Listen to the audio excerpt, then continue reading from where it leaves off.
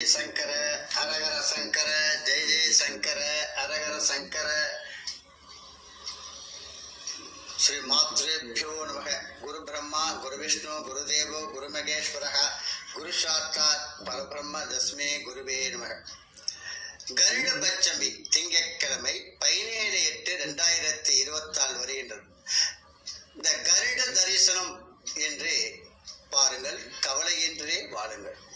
சிலவற்றை பார்த்தாலே யோகம், சிலவற்றை பார்க்காமல் இருந்தாலே யோகம். பார்க்க வேண்டிய விஷயங்களை பார்ப்பதன் மூலம் நம்முடைய யோக பலன்களை வளர்த்துக் கொள்ளலாம். உயர்ந்த விஷயங்களை பார்ப்பதை தரிசனம் என்று நாம் சொல்கிறோம். நாம் கோயிலுக்கு சென்று இறைவனை பார்த்து விட்டு வந்தோம் என்று சொல்வதில்லை, தரிசனம் செய்துவிட்டு வந்தோம் என்று தான் சொல்கிறோம். எந்த தரிசனம் உயர்ந்ததோ மங்களமானதோ அதற்கு சுதர்சனம், அதாவது நல்ல தரிசனம் என்று சொல்வார். சிவபெருமான் கோயில்களிலே தனியாக சுதர்சன சன்னதி இருக்கும். இந்த அது தவறாமல் தரிசித்து வர வேண்டும். வனமாலி கதி சாரங்கி சங்கி சக்கிச நந்ததி ஸ்ரீமன் நாராயண விஷ்ணு வாசுதேவ அபிர. வடமானி ஹரிசாரங்கி சங்கி சக்கீச நந்தி ஸ்ரீமன் நாராயண விஷ்ணு வாசுதேவ அபிரச்சது என்று நாம் இதை சொல்லித்தான் பெருமாளை சொல்வார். அவ்வகை தரிசனங்களில் உயர்ந்த தரிசனம் தான் கருட தரிசனம். பெருமாள் கோயிலே 4 மூலையிலும் கருடன் தரிசிக்கலாம். கருடன் சன்னதி, பலிபீடம், கொடி மரம், பிறகு பெருமாள் சன்னதி. பெருமாள் கோயிலை புல்லரையன் கோயில் என்றே ஆண்டவன் அந்த ஆண்டாள் பாடுவாள். புல் என்றால் பறவை, அரையன் என்றால் தலைவன். பறவைகளுக்கு தலைவன் யார்? கருடன். கருடன் காசியப்ப, அதாவது வினதை தம்பதிக்கு 2வது மகனாக ஆடி மாதம் சுவாதி நட்சத்திரே அவர் பிறந்தார். கருடார்வாள் மங்களாசாசனத்துடைய பச்சிராஜாவுடைய சுவர்ணன், பச்சி பிரியன், அந்த சிறுவன் வேத சுரூபன், வைனதேயன் என்ற போன்ற எண்ணற்ற பெயர்களால் அழைக்கப்பட்டான். இவருக்கு ருத்ரை மற்றும் சுகீர்த்தி என்னும் 2 மனைவியர் இருக்கின்றனர். இன்றைக்கு பல ஊர்களிலே ஆயிரக்கணக்கான மக்கள் கருட தரிசனத்துக்காக மாலை வேளையிலே காத்திருப்பதை நாம் காணலாம். குறிப்பாக வியாழக்கிழமையிலே கருட தரிசனம் காண்பதற்கு சில இடங்களை தேர்ந்தெடுத்து மக்கள் கூடுவார். 1000 சுபகுணங்கள் கிட்டினால் ஒரு கருட தரிசனத்திற்கு ஈடாகது என்று சொல்லுவார்கள். அது தன்னுகிடத்தையே, அதான் கருடன் மட்டுமே தான் இந்த இறக்கைகளின் அசைக்காமல் பறக்கும் சக்தி உடையவர்தான். எனவே உயர பறக்கும் போது இறக்கைகளை அசைக்காமல் இருந்தால் அது கருடன் என்று முடிவு செய்யலாம். வானத்திலே கருடனை பார்க்கும்போது கைகூப்பி வணங்கி கூடாது என்று சில கன்னத்திலே போட்டுக் கொள்ளக்கூடாது.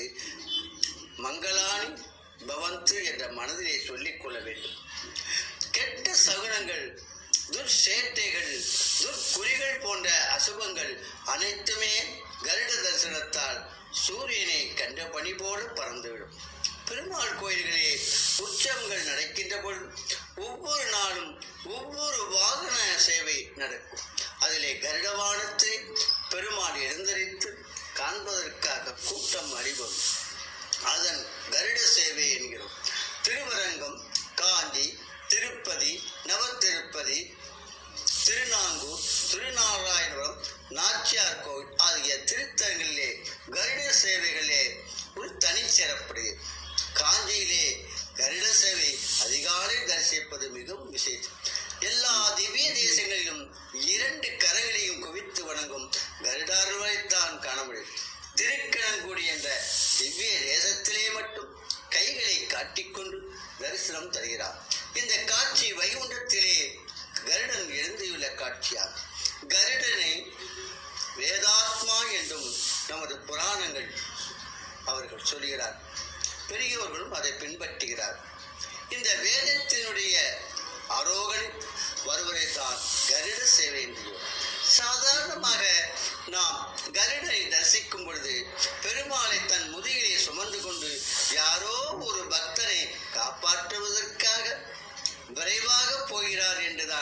கிராமத்தை நமது பெரியவர்கள் சொல்வார்.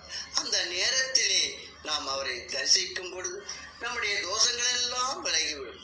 ஸ்ரீ கருடனுக்கு சிவப்பு நிறமுள்ள பட்டு வேஷ்டியை அணிவித்து மல்லிகைப்பூ, மறிக்கொழுந்து, கதல் பச்சை, அந்த செண்பக பூக்கள் அர்ச்சனை செய்வது சாலச்சல். சிவகங்கை மாவட்டத்திலே காரைக்குடி பக்கத்தில் அரியக்குடி என்று ஒரு கிராமம். அங்கே சீனிவாச பெருமாள் மூளை கருடன் வழிபாடு சிறப்பானது. நல்லதும் நடக்கவும் தீமையை மறையும் இங்கு மூளை கருடனும் செதறுகாய் உடைத்தும் வளர்க்கும் கருடனை போல் வேதம் பிரத்யட்சமாக தெரியும். அதான் கருடன் மீது கண்ணுக்கு தெரியாமல் அமர்ந்து செல்லும் எம்பெருமான் வேதத்தினுடைய நாயகன் உணர்த்த முடியும். இந்த கண்ணுக்கு தெரிய வேண்டும் என்பதற்காகத்தான் அந்த அர்ச்சவதாரத்திலே பெருமாள் கருடன் மீது ஆரோகணம் செய்து கருட சேவையை நடத்தியோம். பெருமாளை காண்கின்ற கண்களுக்கு கருட தரிசனத்தை காண வேண்டும் அல்லவா? கருடனை தரிசிப்பது சுபகுணம். ஆகாயத்திலே கருடன் வட்டமிடுவதோ குரல் எடுப்பதோ நல்லதொரு அறிகுறி என்று கருடத்துவனி என்ற ஒரு ராகமே உண்டு. அதனை கேட்டாலே புண்ணியம். ராமாயணத்திலே ராம லட்சுமணர் விஷ அம்பால் அடிபட்டு மயக்கமுட்டி இருக்கின்ற பகவானை மனுஷரூபம் எடுத்து வந்தால் அத்தனை சாஸ்திரங்கள் கட்டுப்பட்டவன் போல் நடந்து கொள்கிறான். அப்போதுதான் கருடன் மேலே பறந்து அந்த நிழல் பட்டு உடம்பிலே தைத்திருந்த விஷ அம்புகள் நீங்கிடும். மனதிலே தெளிவையும் மயக்கம், குழப்பம், தோஷங்களும் விஞ்சி நிற்கின்ற பொழுதுதான் கருட தரிசனத்தை காண்பதன் மூலமாக தெளிவு பிறக்கிறது. நமக்கு ஒரு நல்ல சான்றுகள், அந்த வாக்கு பலன், அதனால் நமக்கு வாய்ப்பு கிடைக்கும் போதெல்லாம் கருட தரிசனம் காண்பதன் மூலமாக நம்முடைய தோஷங்கள் நீங்கும், மனம் தெளிவு பெறும். இந்த செயல்கள் தான் வெற்றி பெறும். கருடனின் நிழல் பட்ட நிலத்திலே நல்ல விவசாயம் உண்டாகும். காரணம், வேத ஒளிகளுக்கும் தாவரங்களும் நன்கு வளர வைக்கும் சக்தி இருக்கிறது. கருட புராணத்தை அமாவாசை, பௌர்ணமி, மாதப்பிறப்பு, கிரகணம், சிராத்தம் போன்ற முக்கிய தினங்களிலே படிப்பது நமக்கு காரியத்தடைகளே ஜெயம் அளிக்கும். கருடனை தரிசனத்தால் கிடைக்கும் நன்மைகள் அபாரமானது. முதலிலே கருட சேவையை தரிசிப்பதின் மூலம் அழுக்குகளாயிருக்க பாவத்தை போக்கின்றது. ஜாதகத்திலே பல தடைகளை உண்டும் பண்ணும் ராகு கேது தோஷமாகிய நாகதோஷம் போகும். சுபகாரியங்கள் நீங்கும். தோல் வியாதிகள், நீண்ட நாள் வியாதிகள் குணமாம். கருட பட்சமி நாளிலே விரதமிருந்து கருடனை பூஜை செய்ய பிறக்கும் குழந்தைகள் அறிவுள்ளமும் வீரமும் விவேகமுமாக பிறப்பார்கள். கருடம் தரிசனம் ஒவ்வொரு கிழமையுமே ஒவ்வொரு பலனை தரும். ஞாயிற்றுக்கிழமையே அவரை பார்த்தாலே நோயாக்கும். திங்கட்கிழமை அவரை பார்த்தாலே குடும்ப நடக்கும். செவ்வாய்க்கிழமை பார்த்தாலே கருட தரிசனம் கிடைக்கும். புதன்கிழமை பார்த்தாலே எதிரிகள் இல்லா நிலை உருவாகும். வியாழன் அந்த கருடசனத்தை நிறுத்தாலே சகல நன்மை கிடைக்கும். வெள்ளிக்கிழமை அந்த கருடசனம் பார்த்தாலே பணம் வரும். சனி அந்த கிழமையிலே கருடசனம் பார்த்தாலே நற்கதி அடையும். இந்த காணும்போது அவரை எப்படி நாம் இந்த மந்திரங்களை எப்படி உச்சரிப்பது என்று இப்பொழுது உங்களிடம் கூறுகிறேன். ஓம் தத்புருஷாய வித்மகே சொர்ண பட்சாய தீமகி தன்னோ கருட பிரஜோதயா. இந்த கருட காயத்ரி மந்திரத்தை சொல்லுவது நன்மை.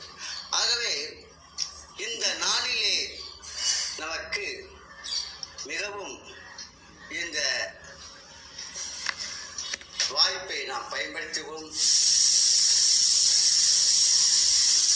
ஓம் காருண்யாய கருடாய வேத ரூபாய வினிதா புத்து பிரியாய விஷ்ணு பக்தி பிரியாய அமுதகஸ்தகத்தாய பகு பரக்ராய பட்சிராஜாய சர்வவக்கரநாசாய சர்வதோஷ சர்வதோஷ விஷசர்ப விநாய ஸ்வாஹா என்று இந்த மந்திரத்தை நாம் பிரயோகிக்க வேண்டும். காருண்யாய எவ்வளவு அழகா வந்தது. புண்ணியமாய, இப்படி நமக்கு பலவாறு இந்த கருட தரிசனம் என்பது ஒவ்வொரு நாளிலும் நமக்கு பலன் கிடைக்கக்கூடிய அந்த கருட சேவைதான் மகத்தான். ஆகவேதான் காஞ்சியிலே கருட சேவை என்பது பல்லாயிரக்கணக்கான மக்கள்கள் கருட சேவை என்று சொல்லி சொல்லி அவர்கள் இங்கிருந்து சென்னையிலிருந்து மதுரையிலிருந்து இப்படி பல திக்குகளிலிருந்தும் காஞ்சிபுரத்தில் கருட சேவை என்றால் அன்று திரளாக கூடுவார். அது ஒரு மகத்தானது அல்லவா? ஆகவே இந்த வருகின்ற இந்த கருட தரிசனம், கருட பஞ்சமி, நாக சதுர்த்தி போன்ற நாளிலே புண்ணியமான அவரை நாம் தரிசிப்போம். நம்முடன் இந்த பயணித்த முன்னோர்கள் நமக்காக இந்த விழாவை நமக்காக பகிர்ந்து சென்றிருக்கிறார்கள். அவர்களை நாம் நன்றி கூறி இந்த ஆன்மீக நிகழ்ச்சியை உங்களிடம் பகிர்ந்து கொள்வர் பம்மல் சேது கோபால் சுவாமிகள். வணக்கம் நேர்களே. ஜெய் ஜெய் சங்கர ஹரஹர சங்கர், ஜெய் ஜெய் சங்கர ஹரஹர. மகாபரிவா எப்போது நம்மை காத்துக்கொண்டே இருப்பார்.